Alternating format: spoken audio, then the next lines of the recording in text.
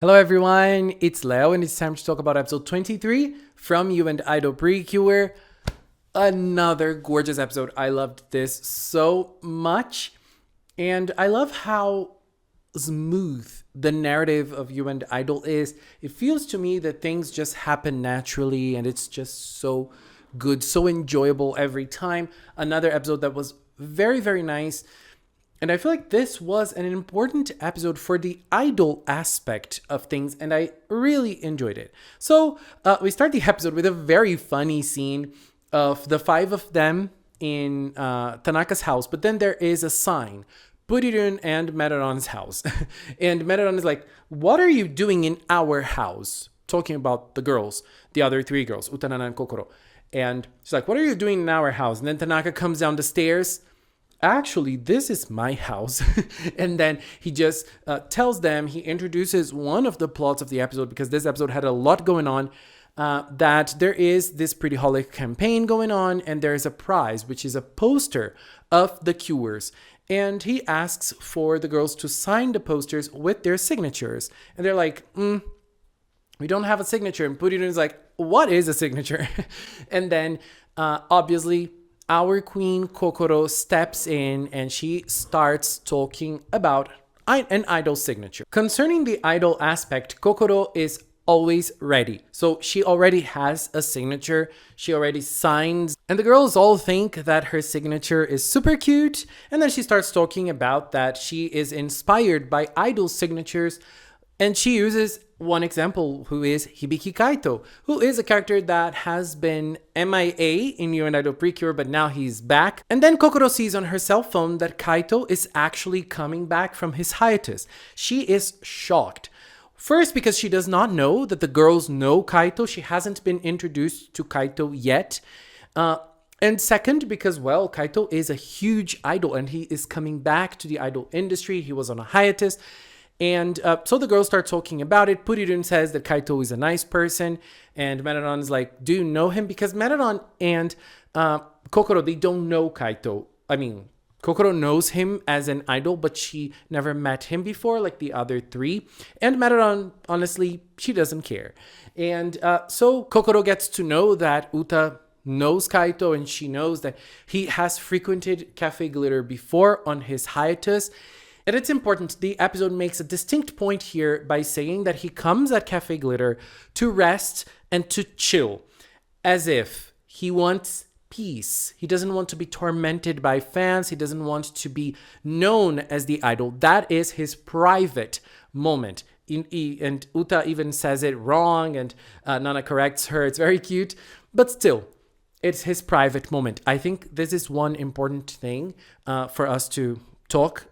And then we have Hamori calling Uta, saying that lots of people are at Cafe Glitter, so they need help. And when they get there, there's a huge line. Because Kaito said in a TV show where he announced his comeback that he has been frequenting a cafe. He does not say which cafe it is, but based on the description, there is a dog. It's close to sakura trees. And so people have guessed that it is Cafe Glitter. The thing is, the only person who knows that Kaito has been on Cafe Glitter are Uta, Nana, and Purirun. The other people don't know that it was actually Kaito the idol, because he was wearing a cap, he was wearing glasses, so they didn't really know. And Hamori is like, I have never seen him before, like he never been to Cafe Glitter before. And at this point we get to meet the Kaitomo, which was translated as Kai Pals, which is the name of the fandom from Kaito. And Tomo in Japanese comes from Tomodachi, which is friends or friend. And this is the name of the fandom from Kaito. The fans from Kaito call themselves Kaitomo or Kai Pals or Kai Friends. And they are there. They want to meet him. And he appears.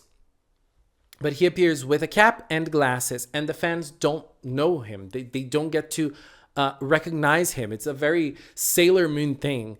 And Uta just grabs him and takes him away. And at that point, even Kokoro didn't notice it was him. Nana and, not Purirun. Purirun was not there, but Nana noticed, because Nana knows that Kaito is Kaito. And Then we have a private conversation between Kaito and Uta. Kaito says he's sorry for the trouble he caused for Cafe Glitter. And then they keep on talking, and he says that he likes Cafe Glitter because it's chill. It is a place that he can be just chilling without having to be an idol, and also a place that he can meet Uta. And then Uta blushes, she gets all flustered, and she doesn't really know how to answer that, and then Kaito leaves. Look, I think that the relationship between Kaito and Uta is a very sweet one, especially after this episode. I feel like Uta, she gets a little confused with her feelings because she's very young. And, you know, Kaito has this powerful idol aura that Uta knows, and that sometimes confuses her.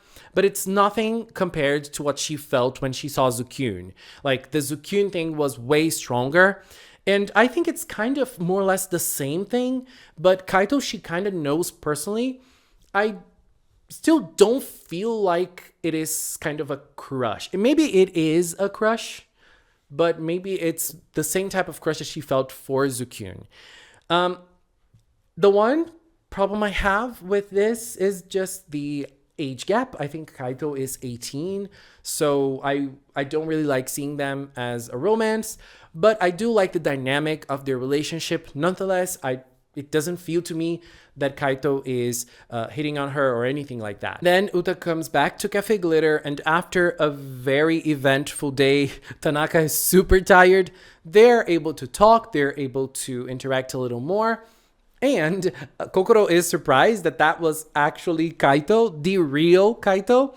But then Tanaka says that Cure Idol has a special job.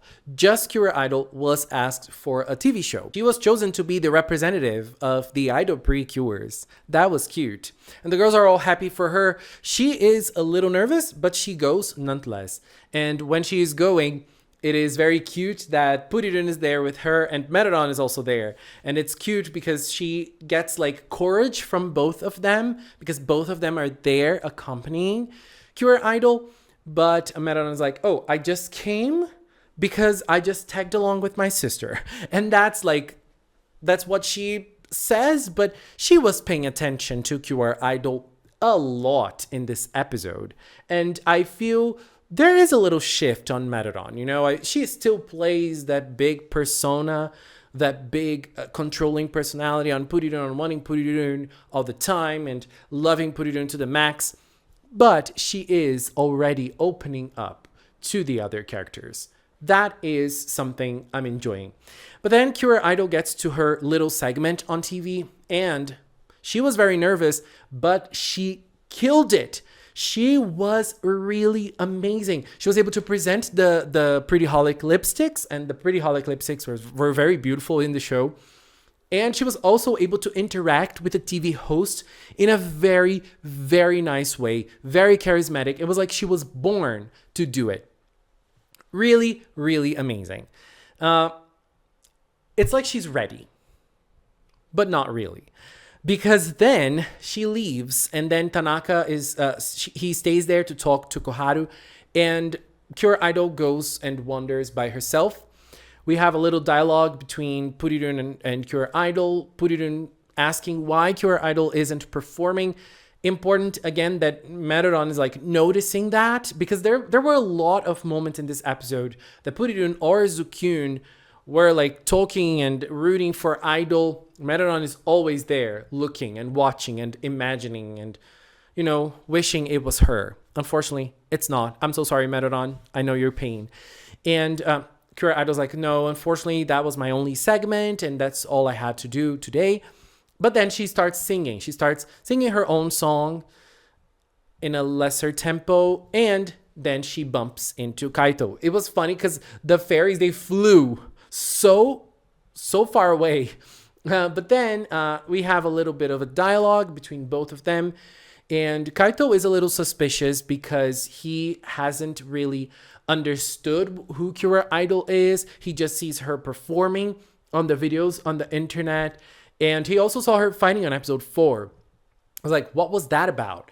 And, you know, Cure Idol, she doesn't really know how to deal with those situations.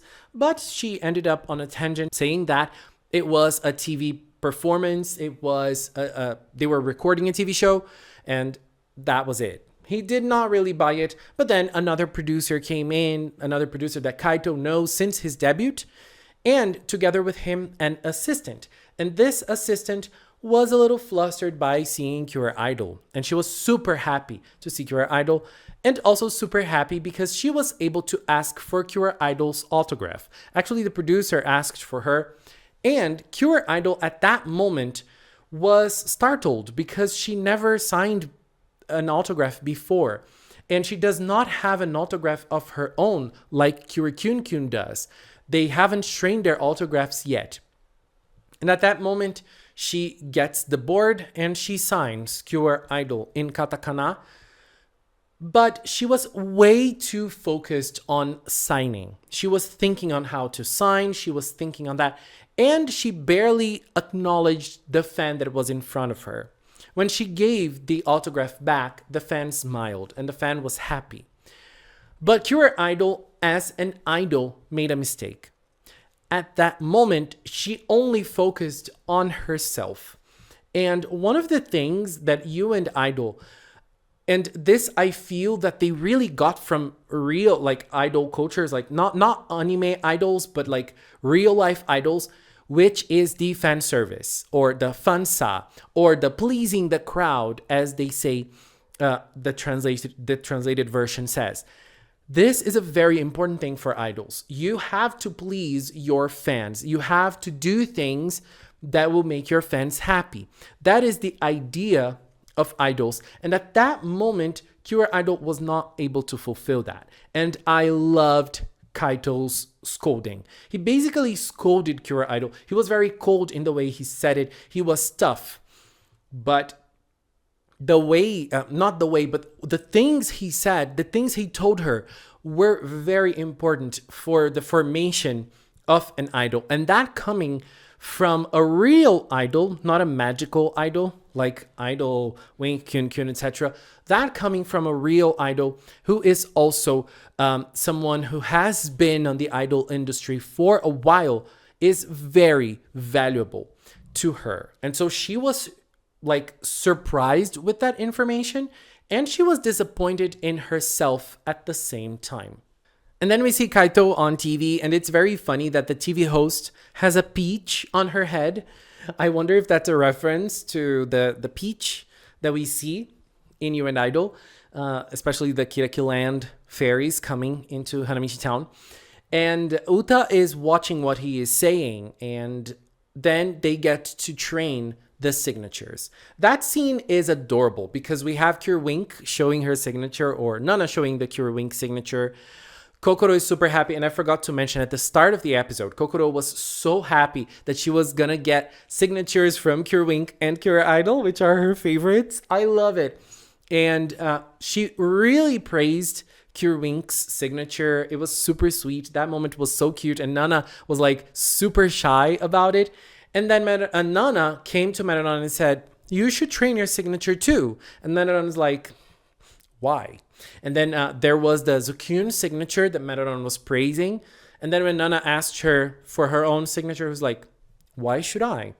I don't care about those things." And then Purirun is like, "I want Maranon's signature." And then Maranon was quick to do a Cure Kiss signature, baby. I love that.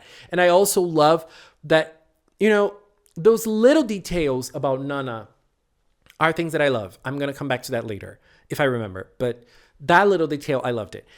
Cure Idol also had her signature, but she wasn't feeling happy about it because that was something that kind of was downing on her, that the first time she gave her signature to someone was not a very idol thing. So it was still in her mind. And then Kaito arrives. Kaito arrives as human Kaito, regular Kaito, not idol Kaito. I don't know how to say that, but you know, he was there as a human, as in his private moment. And I like it. And why do I think it's important? Kokoro is a huge fan, but she respects her idols. And so that was a private moment for the idol that she likes. She just sat there, She just watched him from afar. She did not interact directly with him because that was his private moment.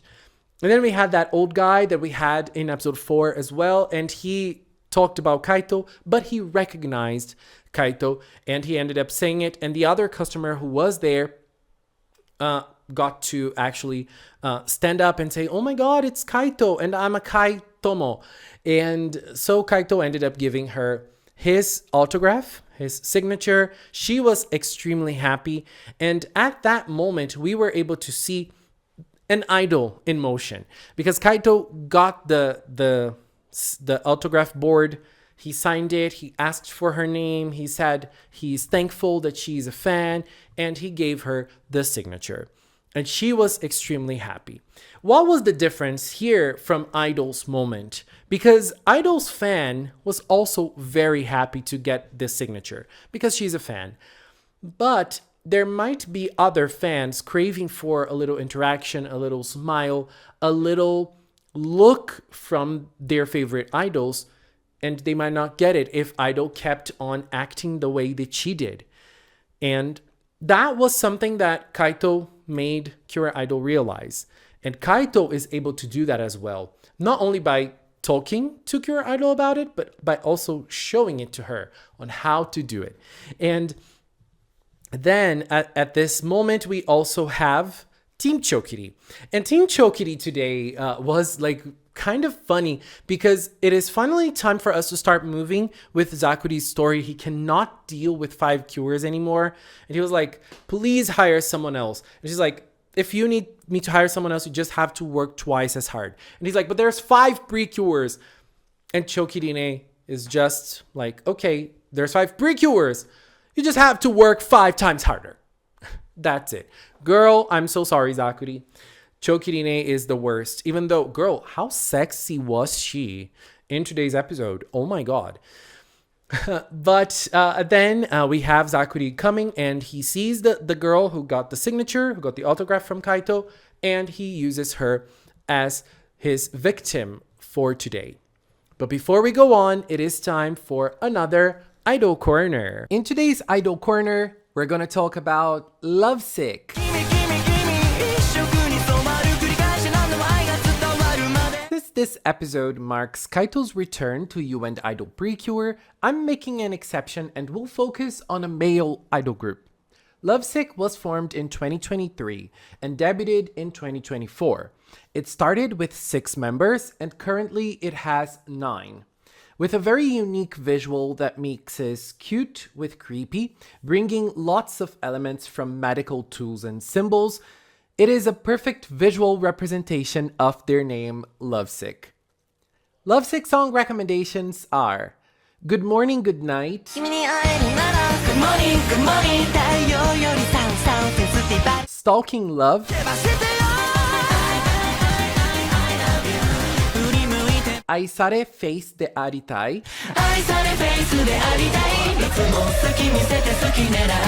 Tsukichu Operation.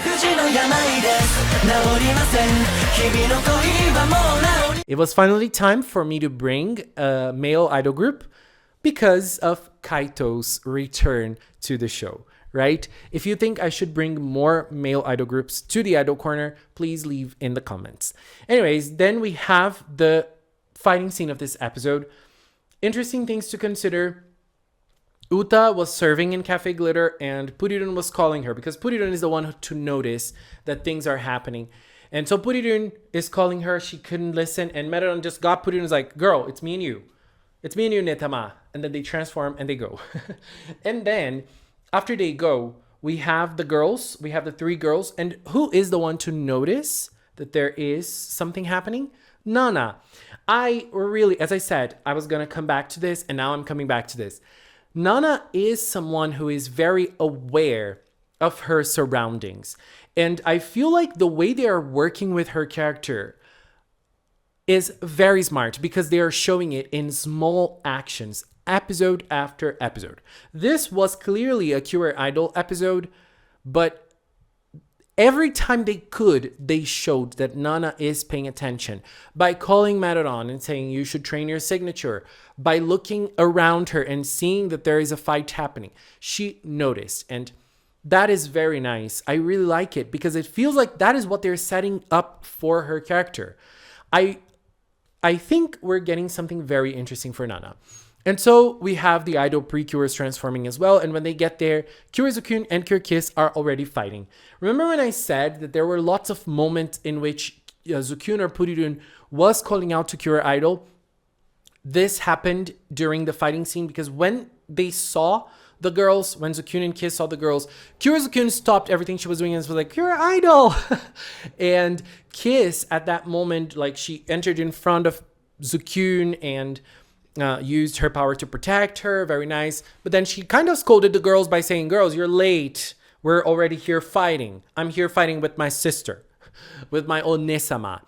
And then the fight started. I think that this fighting scene was very nice. I really liked it. Even though there wasn't much fight, we had a very nice kick from Kyorizukun. And then we had basically the girls escaping the signatures from the monster, the Kurayaminda. And okay, they were trying to make a point because the point they were trying to make here is that autographs, they need to carry on meaning. They need to carry emotion and not just something you write in a paper. And I feel like that is one of the things that an idol has to do. It's different from regular artists because regular artists, they have to show their artistry. Idols, I feel like, okay, they have the artistry side, but they also have the other side, which is the fan service, the pleasing the crowd side of things. And that was the point of the fighting scene. But I really liked the scenes. We have the girls escaping first, and we had like a super, super nice moment of Kyor and Kyorwink running. Oh my god, Idol was also running, but Kyorwink and Kyor, that scene was very cool. And then we had the other scene of Idol and Zukun escaping, which was funny.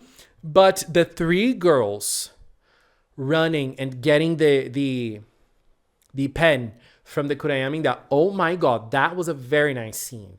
It wasn't like a real battle, but that was cool and was super cool animated as well. So I really enjoyed it. Very nice. And then the girls are sent away.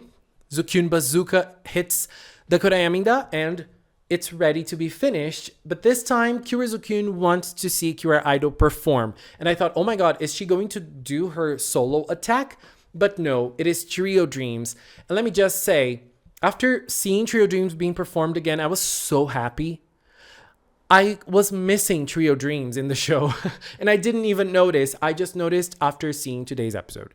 It was very nice. I really liked it. And so at the end, after the fight was over, we have the Kaito fan, and Kyor Idol comes to her and wakes her up. And the girl is super happy to meet Kyor Idol. She thinks Kyor Idol is super cute. And she asks Kyor Idol to sign. But there is nothing for Kyor Idol to sign, so, well, sign my t-shirt. Why not? And that's what Kyor Idol did. Kyor Idol was a little hesitant, like, is it okay? And the girl was like, totally okay. And Kyor Idol signed her t-shirt in a very cute way. That was a very meaningful moment for the lady because she started laughing and started tickling her. It was a special moment between a fan and her idol, which Kyor Idol, not Kyor Idol because that's not going to happen, but if it was a regular idol, the regular idol would probably forget that moment because they would meet lots and lots and lots of fans every day, every week, every month. But the fan would probably remember that interaction forever. And that's a very sweet thing. I can also state the same thing for the few times that I was able to go to handshake events from idols. There are certain interactions that I will never forget. And I just feel like, those things, they stay with you because it is a fan service. It's really amazing how the show was able to convey those feelings. And then at the end, we see Kyor Idol meeting Kaito again. And Kaito asks her, like, what are you doing? Like, did something happen here before? And she's like, oh my god, no, nothing happened. And then she just ran away. But then while she was going away, she called him, turned back, and did the Cure Idol pose to him, saying thank you for his advice. His advice made Cure Idol change for the better as an idol. And she did her own fan service to him. She did her fansa to him, even though he is an idol. It doesn't matter that he's an idol. He deserves a fan service after he helped her, and she gave it to him. And so he was happy and he was entertained by Cure Idol's fan service at the end. Very, very sweet. I really liked that moment. I felt like it was really to show that Cure Idol learned from what he told her. And it was really a lesson from an OG idol. A lesson from a legend. Anyways, babies, this was my opinion on episode 23 from You and Idol PreCure. I'm having a lot of fun. Next week, Tanaka is on the center, and I'm excited for that because I really like Tanaka. He's so much fun. And it seems Zakuri and Nana are going to interact. I am so curious. Oh my God. You and Idol is just being that season. Anyways, babies, this is it for now. I'm going to take this little time to thank the members of the Magical Cinnamon channel. If you're a member, thank you very much for your support here on YouTube, on Patreon, on Throne. Thank you. And if you've watched up to now, thank you so much as well. Thank you so much for watching, and until next time, bye bye.